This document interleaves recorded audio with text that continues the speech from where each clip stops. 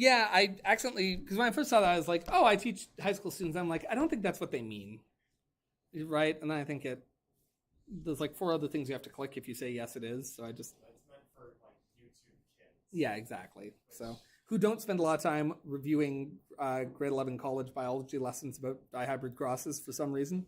So geneticists often study Drosophila melanogaster. Drosophila melanogaster. And actually that D should be uppercase and the M should be lowercase. We'll talk about binomial naming of, that looks terrible.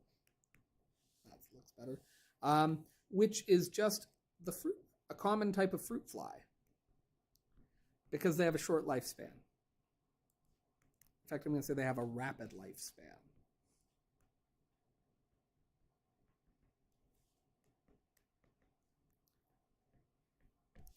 This makes it easy to study multiple generations.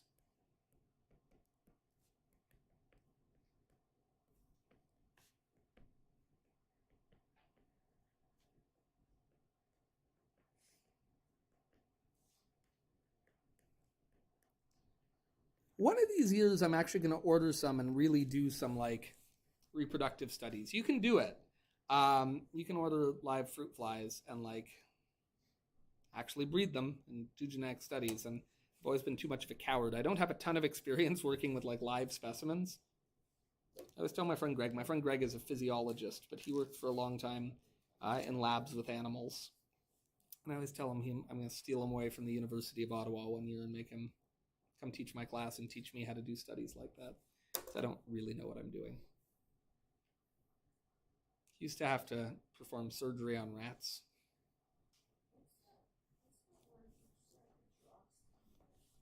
Drosophila. Let me write that neatly. Let's try that again. I wrote it in italics because they always write species names either in italics or underlined. But maybe I'll just underline it so I can write it more neatly. Drosophila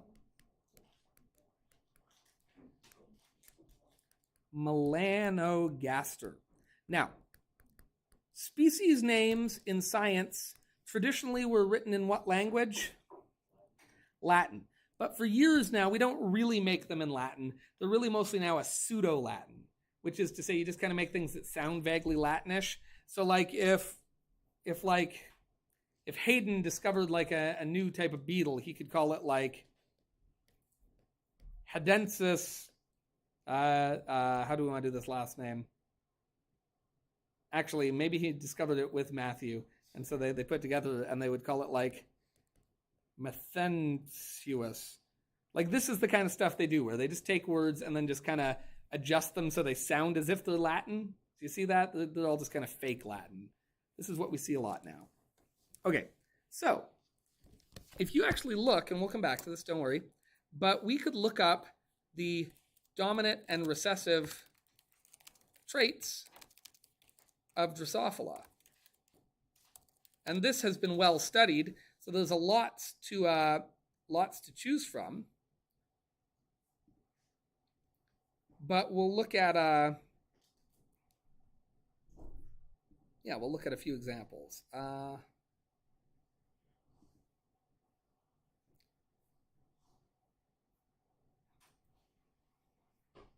So if we look here,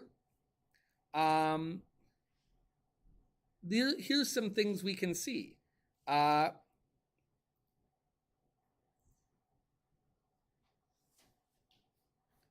You can see that we have like different traits. You can have eyeless ones that don't have eyes. Is that a dominant trait or a recessive trait? You can have an ebony body color. That is a recessive trait. You can have curly wings, which their wings aren't normally curly, but that is actually a dominant mutation. Which dominant mutations, like if those wings don't work, that's actually a pretty dangerous thing, right? If you have a dominant trait that doesn't work, that can be more dangerous. We also have vestigial wings. So the curly wings actually do work. Do you know what vestigial means? If you have a vestigial feature, your tailbone is vestigial. Sorry? No, I mean, it does. That's true. It's not a trait we use anymore. Do you know that whales have fingers inside their flippers? If you actually look at their bones, they have all the same bones that you have. Those are vestigial bones. They don't use them to, like, they don't walk around picking things up. But if you look, yeah. Have which? Say again? Yeah, of course they do. Because again, they're actually just a variation on us. So if you look at a whale skeleton, in there is exactly all the bones that are in your arm. That's like your humerus, your upper arm. Then just like you have two bones here. Do you know what they're called? Nope. Radius and ulna. Radius and ulna are cool because if you pronate your hand, which means if you put your hand in front of you with the top of your hand up, do that. Your radius and ulna are going straight. And now if you supinate your hand, which means go like this, the way that happens is radius rolls over and now they make an X pattern. Your bones cross each other and you can feel that. You can feel the two bones crossing each other inside your arm. And then if you go back like this, they're beside each other again. Isn't that cool? That's how your wrist rotates. Your wrist rotating has nothing to do with your wrist whatsoever. It's the two bones in the arm here rolling over top of each other so they make an X pattern and then rolling back over top of each other so they make a straight line pattern again. A little creepy? Does that creep you out to hear that? Creeps me out. Anyway, if you look here, look at those vestigial bones, radius and ulna, and then look at this. They have all the carpal bones. Do you know what your carpal bones are? The carpal bones are the bones of your wrist. Hamate, lunate, pisiform, scaphoid. Okay, now I need to look that up. What are the carpal bones? I used to have these memorized. I'm ashamed of myself right now. Hamate, lunate, capate, pisiform. Okay, here we go. Ready? We got this. Trapezium, trapezoid, capitate, hamate, pisiform, lunate, what's this guy? Scaphoid, and then there's one more. What is it? It is triquetrium. That's that little guy in there. Anyway, do you know what those bones all do? They all articulate against each other, and that's what lets your wrist go like this. Feel how many ways your wrist can move? If you hold everything else still, you can't rotate your wrist. That involves these bones. But you can move it left and right. You can move it up and down. You can move it in a circle. That's what all these bones do. They let them push against each other. And then you've got all the, what we call the metacarpals. So we've got the proximal, the middle, and the distal phalanges. These are the actual finger bones. And then this is all in your wrist. These are the metacarpals that are inside your hand. So these don't bend, they just support the fingers. So these are the metacarpals, and then that's where your thumb actually starts. So the skin would go like, this. Whoa. And again, so these metacarpals are inside your wrist. They're just supporting your fingers. Your fingers, which are called the phalanges, move here. And you have 3 bones in each finger. A proximal bone, a middle bone, and a distal bone. Which let your fingers go like this. Yes, do that again. A little louder. No, you're done? Okay, but a whale has all those same bones. No reason to have all those same bones. They're vestigial. That could just be like 3 bones, but it's got all these, yeah. Of a dolphin kneecap, I suppose. Oh, kneecapo. Gotta be honest. Though, listen, I would wear those. No, I would. Let's just look at a dolphin skeleton, and we can find it. Skeleton.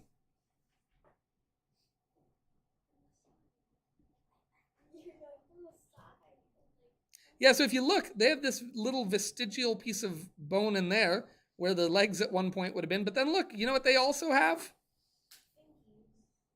A humerus, a radius and an ulna, carpal bones, metacarpals, and phalanges. They also have hands, which again is ridiculous because that's just a big old flipper.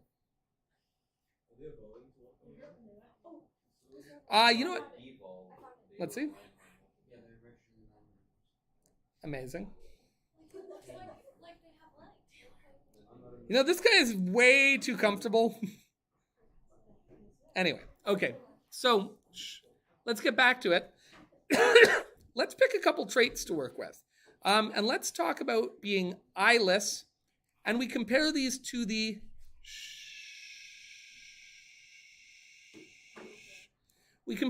wild type. And another way of saying wild type is just normal. Does that make sense? Yeah. Can I say a random fact? Please. Dinosaurs could not pronate their wrists. That's probably why there's so movie in Jurassic Park. They physically could not. Good to know. Yeah, T-Rex, not a lot of pronation going on. All right, Oh, yeah, and the T-Rex. let's talk about two traits.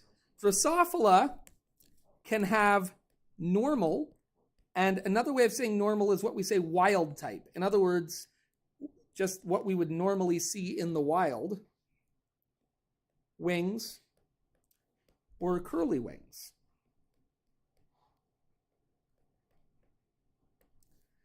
And we show that as big W for wild type wings and little w for curly. All right? Like they kind of curl at the end. I'll show you a picture after. So this would be the wild type. And this would be curly. Though the W in this case actually stands for wings, but that's okay. In fact, I'm going to put wings here. Do they use W? I think they use W. They just use positive and just plus plus. Okay. And then they can also have, if you look here, they can be eyeless or have normal eyes. So, they can also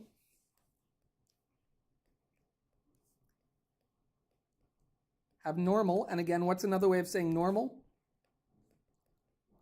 I just mention it because you see this a lot. And we're not saying like, oh man, he's the wild type. But rather we're saying, just like in the wild, eyes or be eyeless, which is a recessive trait.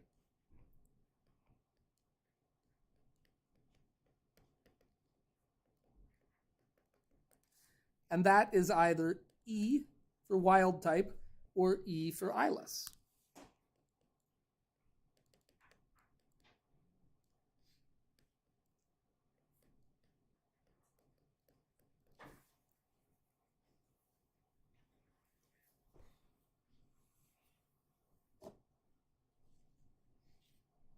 Okay, now let's do some breeding of fruit flies, shall we?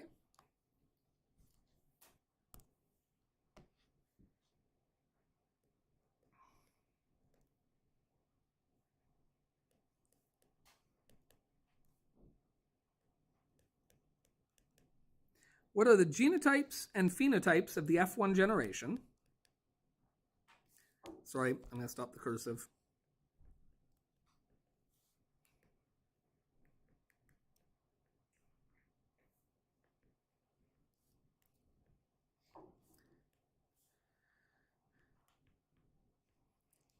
When a female who is big W, big E, little e, is crossed with a male who is, and we're going to say little w, big E, little e. Actually, I'm going to do big W, little w. Sorry about that. So first things first, tell me what Mum's phenotype is. If she's got two big W's, what can we tell about, what does that trait mean for her? Pure wild type wings. Yeah, so in other words, we can say normal wings, pure wild type wings. And what else can we say about her? Does she have eyes or is she eyeless? Has eyes. Yeah. So normal wings and normal eyes. Does that make sense? Okay. What about Dad? What can we say about his wings? They're normal. Okay, normal wings. Sorry? Yeah, you're right, impure. But in terms of what we see, he's got normal wings. And eyes? He's got normal eyes. That's right. Normal eyes. Okay. Before we do this, and I'm going to teach you how to do a dihybrid cross. What we're going to do is we're going to track both of these traits as we reproduce these two flies together. Does that make sense? We're going to track both traits together. But first I want to ask you, you can write this, you can scribble it on the side of the page, you can write it on a separate page, but I want you to somewhere write, how many of the offsprings do you think will have curly wings and no eyes? What percentage, roughly, would you guess? If you cross these guys, how many of the offspring are going to have curly wings and no eyes? Just as a guess, before we do the math on this. Any? All of them? Some of them? None of them? Roughly half of them? Yeah. Well, now can we take a look and see what we get? So when we want to do this, now it gets a little more complicated. We're going to make a Punnett square, but how many traits was it that we tracked before? Just one. And of course, if you're only looking at one gene, how many copies of each gene do we have? Yeah, we have 2 copies of each gene. So if you're only tracking one gene, you only have to worry about 2 copies from mom and 2 copies from dad, right? But since we're talking 2 genes now, we have a slightly more complicated situation, and we're going to have to take a look at that. So what we're going to need is a bigger Punnett square. In fact, instead of a 2x2 grid, we're going to need a 4x4 grid. All right? 4x4. So there's 4, and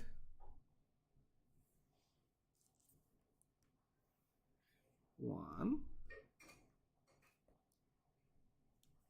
2. I've way oversized this, but that's okay. 3. Yeah, listen, I blame Trush, let's say. It's all Trush's fault. Why not? What didn't he do? Oh, that didn't go well. I'm so sad. You do bring up a good point. I've been told. I'm so upset right now. Okay, that's fine. That's fine. Okay, ready?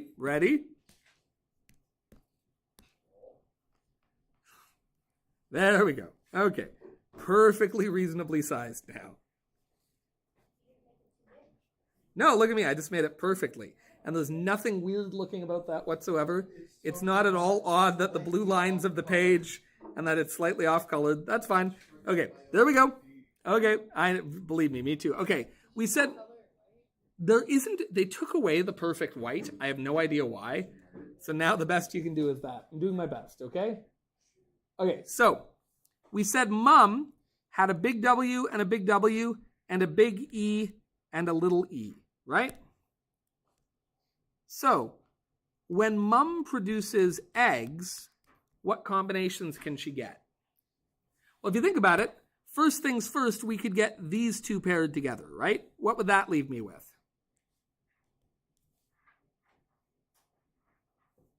She could have her big W with her big E, and that would give us big W and big E. Does that make sense? Okay. She could also have that big W, but instead of pairing with the big E, it could pair with the little e, which would give us big W, little e. Does that make sense? Okay. She could also give us the second W with the big E, and that, of course, would give us big W, big E. And then the last possible combination would be the big W, but this time with the small e, which would give us big W, little e. Does that make sense? So when we track just these 2 genes, how many different possible egg cells can mom produce? 4 different combos. Now, as it happens, when we look at those 4 combos, we'll note that these 2 end up being the same, and these two end up being the same, but that won't always be true. Does that make sense? That just happens to be true this time. You can get different combinations. Does that make sense? What about Dad? Dad had what combination of genes? He had big W, little w, big E. Oh no, oh, I'm so upset. Dad had big W, big E, little e. So, do fruit flies produce sperm? I don't think so. Like, what are male sex cells of a fruit fly? Do they produce sperm? I don't know.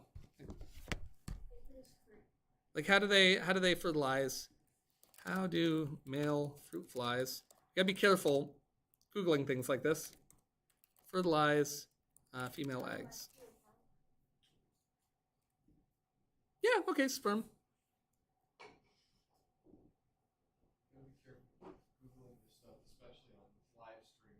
Well, this is what I'm saying. I don't want to like lose my career here. Yeah, okay, they produce spermatozoa. So there we go. Okay, so when Dad's body undergoes what process makes sex cells out of somatic cells again? How do you make sex cells? Not mitosis. Meiosis, good. That big W can end up with the big E, which would leave us with big W, big E, right? Or the big W could end up with the small e, which would give us big W, small e. And then I'm going to kind of do the math teacher thing where I make my my lowercase w look real cursive. But that little w could end up with that big E, which would leave us with little w, big E, right? Or the little w could end up with the little e, which would give us little w, little e. Does that make sense? So in this case, the male fruit fly actually can produce 4 different sperm, and they are, in fact, all different from each other. Does that make sense? All right. When this sperm fertilizes, if this sperm fertilizes this egg, what do we get? Big W, big W? I got to write smaller. We would get 2 big W's, right? And we would get 2 big E's. Does that make sense? Keep in mind, the offspring has to have 2 copies of each gene, right? Because this is going to be an organism, and how many copies of each gene does every organism have? 2. What about this offspring? What will it have? 2 big W's. And then, nope, look here. 1 big E and 1 little e. Cool. Let's pause. This guy here will have normal wings, right? I'm just going to say normal wings and normal eyes, right? What about, well, actually, we'll come back. We'll do that with a highlighter to avoid things getting super annoying. What will this one have? 2 big W's, 2 big E's, all dominant. Homozygous dominant for wing type, homozygous dominant for eye type. What about this guy? Yeah, homozygous dominant for wing type. What do we call it when they have mixed genes? For eye type, this fella is heterozygous. Good. All right, here we'll have big W, big E, little e. What about here? Big W, big W, small e, small e. What about this guy? Big W, big E, little e, and here we're 2 big W's, but now we have 2 little e's again, right? We all see that? What about here? Big W, little w, big E. This should be the big W, big E, little e, right? This will be big W, 2 big E's. And this again will be big W, big E, little e. Can we all see that? How we put them together? And the last row here, what will this guy be? Big W, big E, little e. What about here? Big W, little w. 2 small e's. Good. Big W, big E, little e. And finally, big W, little e's. Whew! How many squares is that?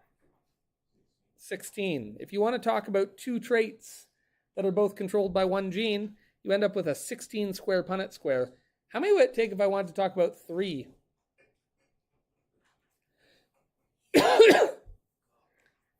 If you had 3 genes, you could get how many different sperm types or how many different egg types?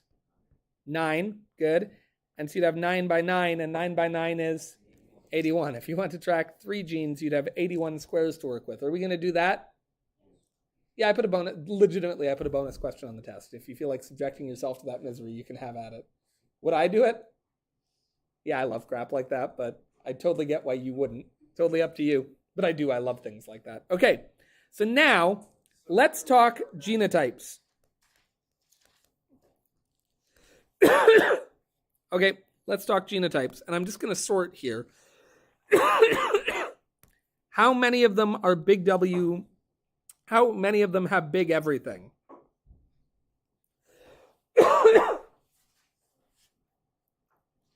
Is it just 2? Am I missing any?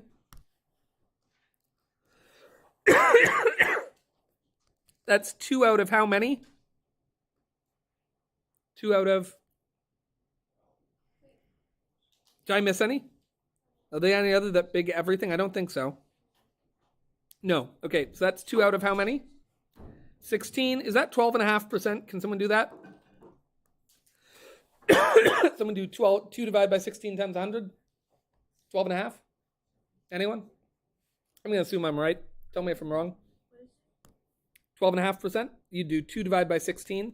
Then to make it a percentage, you multiply by 100. 12.5? Cool. All right. Is anyone else big W, this guy here? That guy, right? Anyone else?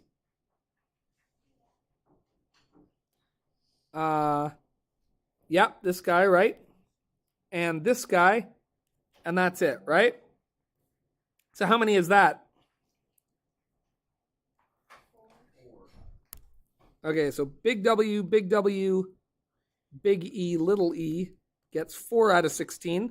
That should be 25%, right? Yes. Yeah, cool. All right, let's keep going. How many are big, small? There's 2. And that's the only 2 I can see, right?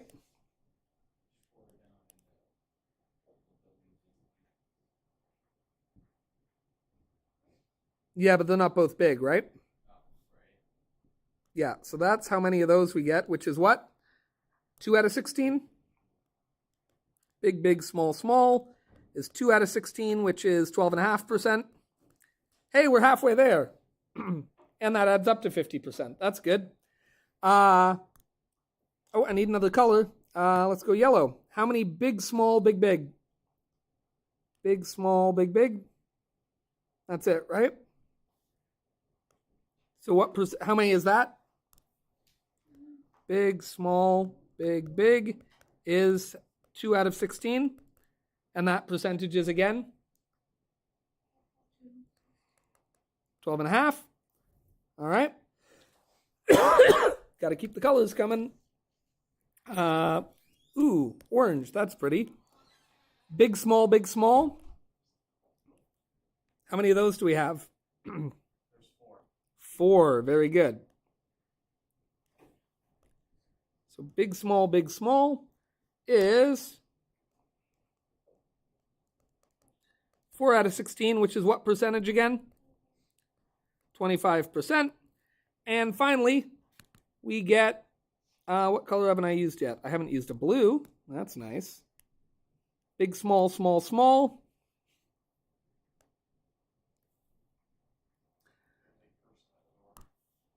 Hello.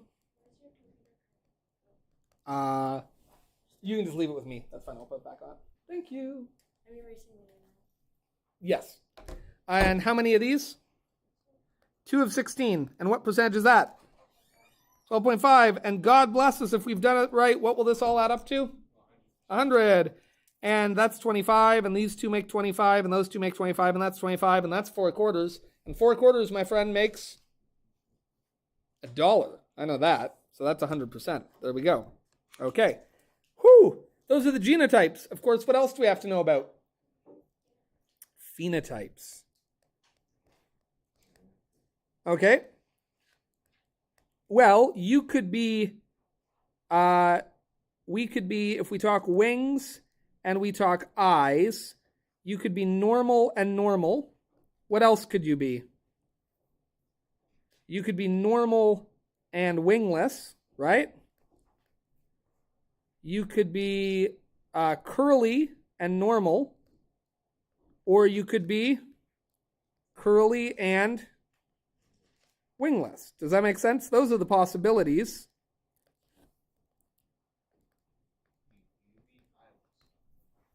Okay, let's do this. Let's use colors again, and let's use colors we haven't used yet. What's going to be real different? There's a new one. Okay, normal and normal. Is this guy normal and normal? Big W, big W, big E, big E. We said normal is always dominant in this case, right? Wings normal is dominant and eyes normal is dominant. So, this guy, are we normal and normal? I think so. What about this guy? Yeah, normal wings for sure, right? Because big W, but normal eyes, big E. Yep. What about this guy? Is he normal and normal? No. What about this guy? Normal and normal? Yeah. This guy? This guy? Okay, so altogether, how many is that? 2 and 4 more is 6, right? And 2 more is, and 4 more is 12. So 12 out of 16. Can somebody do that as a percentage?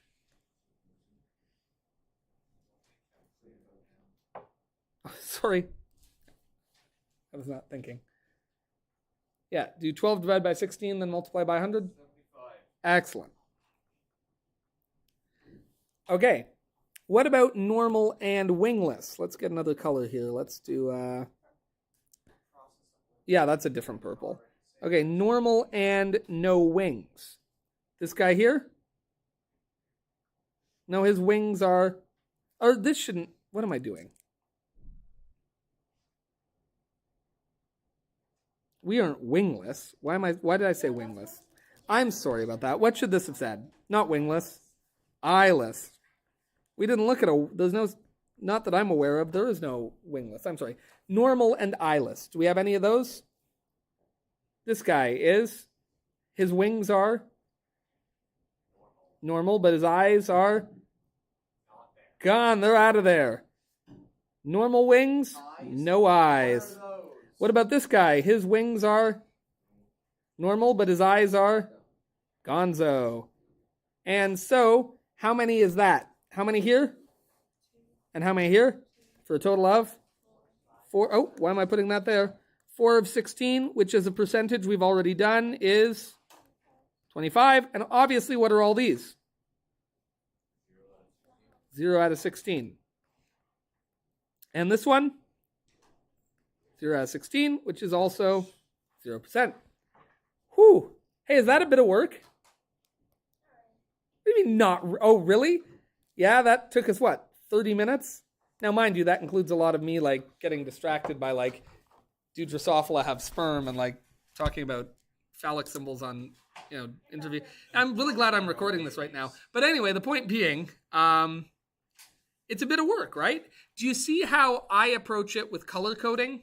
I think that really helps. The challenging thing is what people often struggle with is here, figuring out what eggs can you get from mom's genotype, what sperm can you get from dad's genotype. So I just want to practice that tomorrow. I said we'd have a quiz tomorrow, but actually let's do a quiz. Is tomorrow Wednesday? Let's start with a quiz on Thursday. I'm not going to give you a dihybrid cross on Thursday because that'll be too long, too much of our period. Tomorrow I'll give you a bunch of practice questions to work on with this, okay?